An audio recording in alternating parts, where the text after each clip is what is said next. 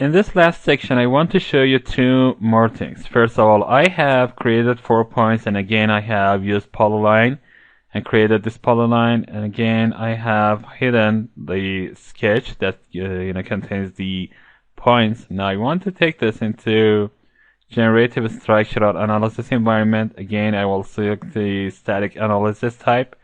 And now the first thing I want to do is to add mesh into this. You can see that I have not added any thickness to this.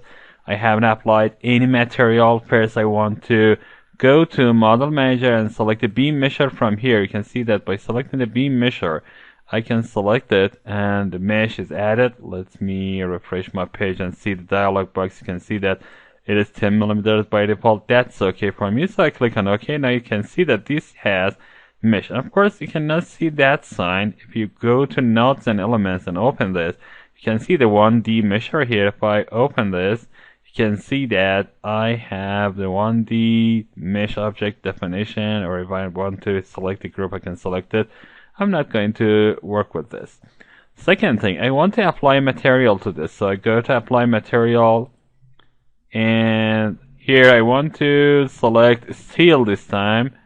Of course, you can select anything that you feel appropriate. Select this, and you can see that it is activated. And right now, I have steel here.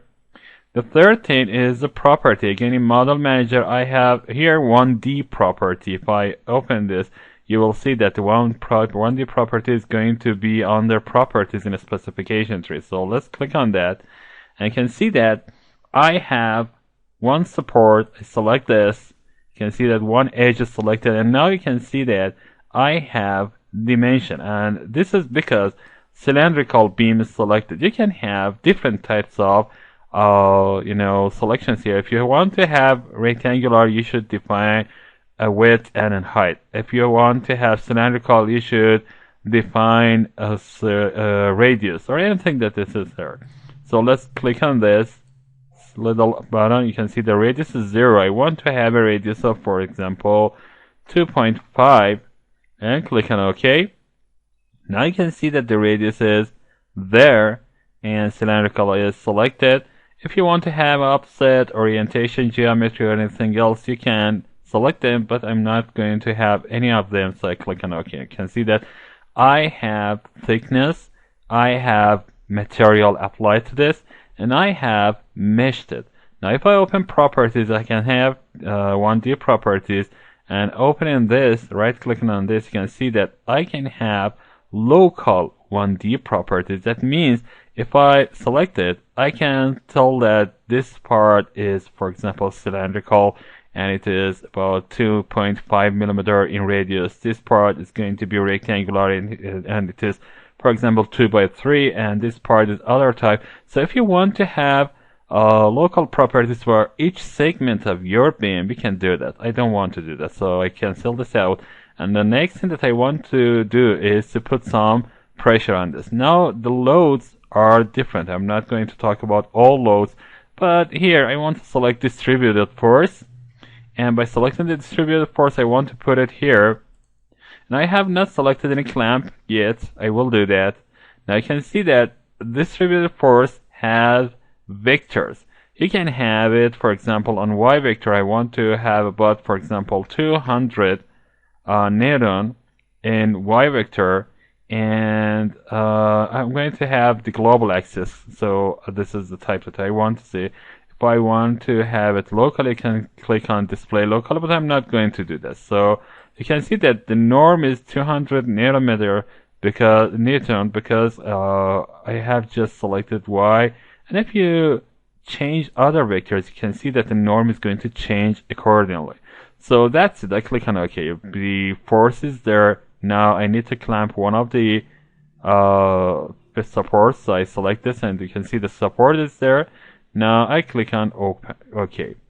Let's open material. Material, can see material is steel. And on static case, I have restraint. So I have one clamp. I have load that is distributed. Now if you don't see it, you can go and make it visible. And I'm not going to have this like this. So Let's do this. So the next thing I want to do is to change the storage if I wish and go and start computing.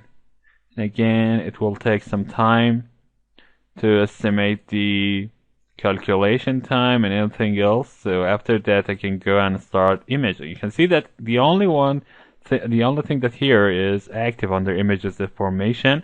Now this is the deformation that is calculated, and you can see that it is added here, deformed mesh. I can activate it or I can deactivate it. You can see that here we have displacement if I want to have it, and of course other types of displacement, that is air, principal, stress is there, and you can activate or deactivate any of these too. Now this is the first thing that I showed you. Let's close this. I don't want to save it, just want to close this as well and create a new part. I go to part design environment here, click on OK, and start drawing another shape. I go to sketch environment. This is gone down, why it is like that. It's not important, of course.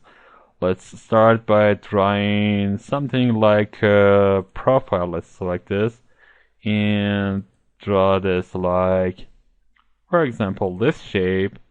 And I want to finish this here, and selecting this, I select mirror tool, select this axis. Now I have the exact of this in the other side. Okay, now I want to have a circle here, and I want to have a rectangle here. So I select it and I exit. Now this is the sketch that I want to pad. I want to pad about 20 millimeter in both sides, so I select mirrored extent. That's it. Now I have this. I want to take it into analysis environment again. I need to apply material. I can do it right here or there, doesn't matter. But see this. Let's go to generative structural analysis. You can see that it tells me material is not applied. So this is a warning. This is not an error. But the thing is here, you can see that it is meshed by default. As I told you, the solids are meshed by default. So let's select static analysis and click on OK. Now this is this. Now the first thing I want to do is apply a mesh. I know I'm not going to apply a mesh because it is applied. And there the thing that I want to do is to apply material actually. Again, I want to select a material, and this time I'm going to select, for example, chroma. And select the body and click on OK, and you can see that it has the material. If I open here, you can see that. Of course, you can see that it is by default, it has by default the 3D property. If I want to change it, I can double click on that and change the property as you wish. As you can see, the material is there, support is there, and anything else that you want to. Okay, let's do this. This time I want to have other type of loads. You can see that we can have distributed force, and this distributed force has other types, for example the bearing load, and I want to use this one this time. I select the bearing load, and the support is going to be this side. You can see that I have a circle, an empty circle. I select this, and of course I can have it in different vectors again. I want to select y vector, and for y vector I apply it, for example, about 1000 newton. You can see that it is in this side. I want it to be in the other side, so I add a minus. I can see that it is like this. So clicking on OK. The next thing is to clamp this object. Let's zoom in a little bit. And I want to have this face as clamp, and because this is not circular, I have to select all these sides. So I select clamp here, selecting this. Let's rotate it a little bit and select the upper side, the left side, and again rotate. And rotating this, I can select this. Now I have clamped in all four sides inside, so I click on OK. The next thing I want to do is to go to calculation. So I select calculation, click on OK, and everything is there.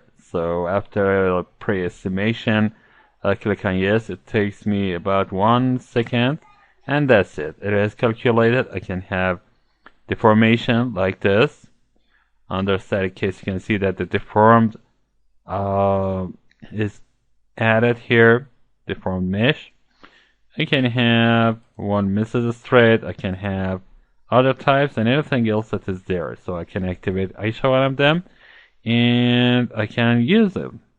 So this is the type of bearing load that you can apply on your object.